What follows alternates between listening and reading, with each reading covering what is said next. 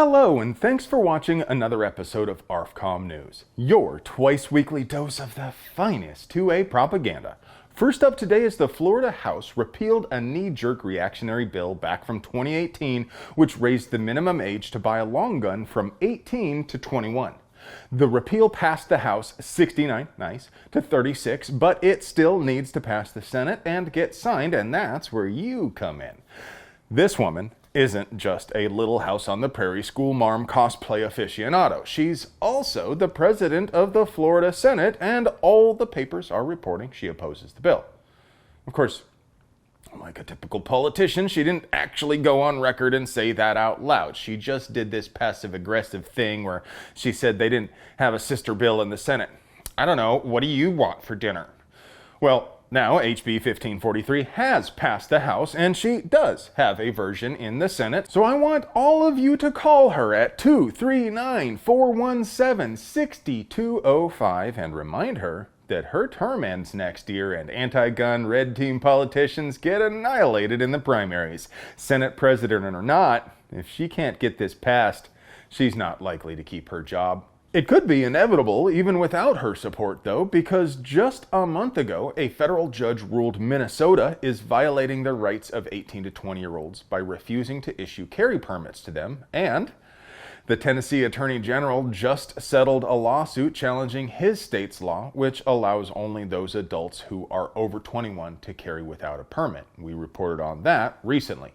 The AG agreed the Constitution applies equally to all adults and declined to defend the law further in court. Based. But it would be impossible for us to produce quality 2A propaganda without sponsors, so let's pay some bills. Today's video is sponsored by TNVC.com, your source for good old-fashioned all-American night vision, just like Mom used to make.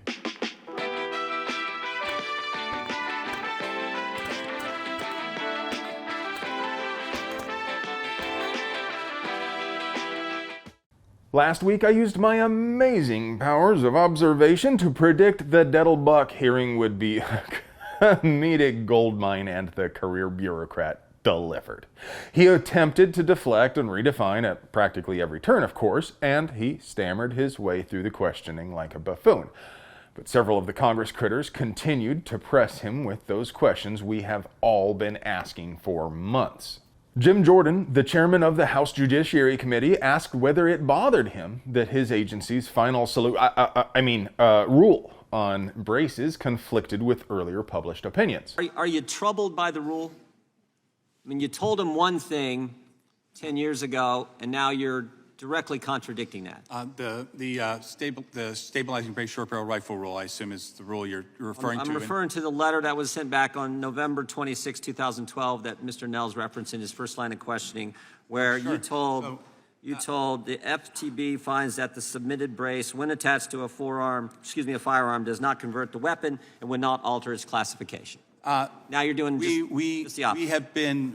We have been public and in the rulemaking itself have detailed that history, and there were inconsistencies. The rule was necessary in part because it needed to address inconsistency so that people could understand the definition of a short barrel rifle. I just read two letters that were consistent. Both of them said it was fine. For some reason, he took a break in the middle of questioning to explain the middle-out compression theory with his own terrifyingly painful twist. Thomas Massey from Kentucky asked some of the most cutting and insightful questions of the day, starting with, how many people have complied by registering this product?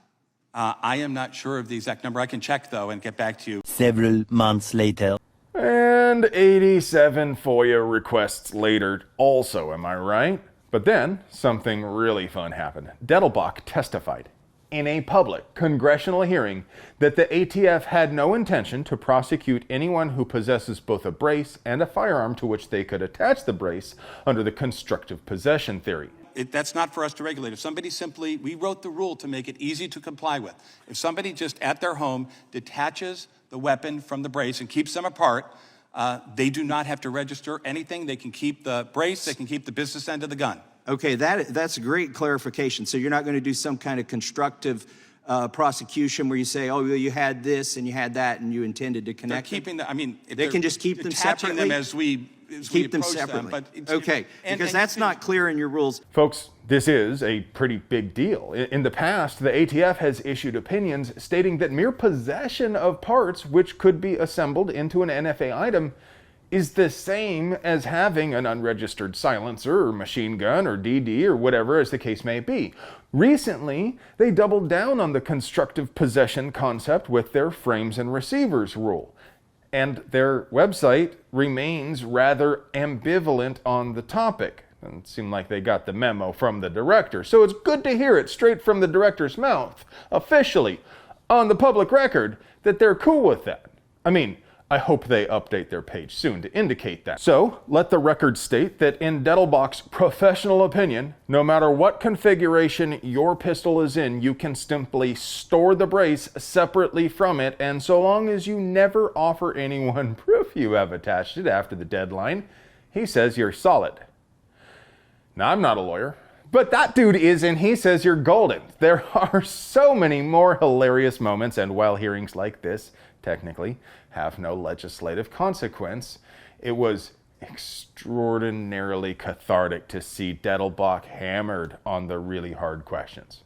Unfortunately, we don't have time for all of them in this episode, so we chained my man Tay-Tay to his desk and forced him to distill the whole 3-hour hearing into the finest tincture of snark and ridicule. Stay tuned to our channel for that supercut. Kayla Denker was fired from her job as an archaeologist for the U.S. Forest Service after she posted a short video clip with an AR. Now, I want to be clear. In my own entirely too humble opinion, posing with, holding, and manipulating guns for internet clout is peak cringe. But she didn't get fired for being cringe. At least, that's not what the termination letter said from the U.S. Forest Service. They claim Kayla was advocating violence. So, let me ask you, are you threatened by this video?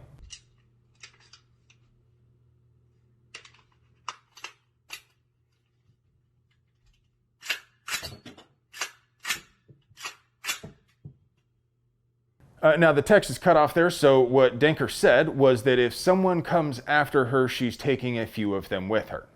So, let's take a quick grammar refresher here. In order to interpret this statement as a threat against me, what do I need to admit to? It isn't just directed at anyone, is it? This statement is specifically targeted at anyone who would attempt to do harm to Kayla Denker. It is functionally no different than don't tread on me or around and find out. Look, I get the feeling that Kayla and I would disagree on a great many topics. But she has the right to be armed, and she has the right to defend herself. And she did not threaten anyone, so she should not have been fired. What do you think? Should Kayla Denker have been fired? Do you really believe she was threatening people? And now, for your moment of zen.